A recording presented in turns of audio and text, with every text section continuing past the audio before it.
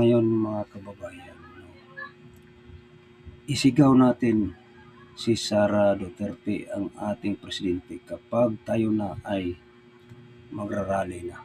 No? So, kailangan matalsik na. Paano ba gagawin? No? Nandyan ang mga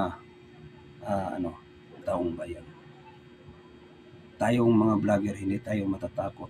Mas lalo tayong tumatapang yung sinasabi nila nga kasuhan tayo ang mga vlogger. No? Bakit wala na ba tayong karapatan na magsalita dito sa taong bayan?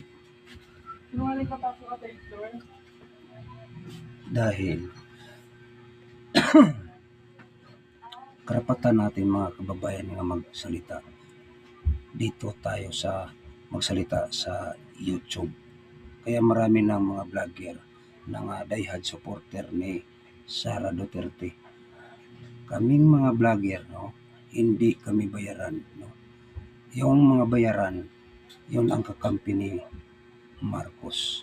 No? Bayaran yan sila. No? Mga fake news. No?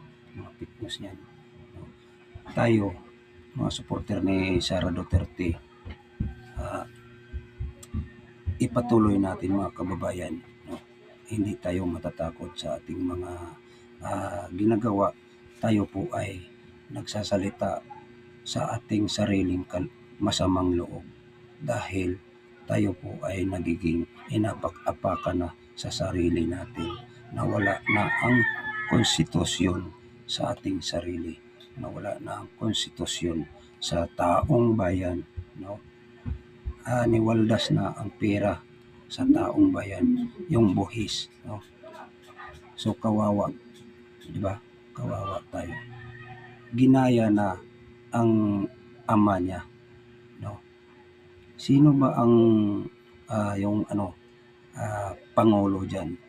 Si Martin Romualdez, ang buaya. No? So tayo, hindi tayo manahimik. Kailangan kikilos tayo hanggat mawala sila sa pwesto na dyan. Kung itong video na to, i-share ninyo para malaman. No? Kita ang taong bayan may agresibo, naghahanap na kung saan na ang pera natin. Ang buhis natin yan. Hindi manaeg. Hindi mananaeg sila kasi sila ang tiwali. Si Sara Duterte ang mahusay nga ilagay natin pagka-presidente.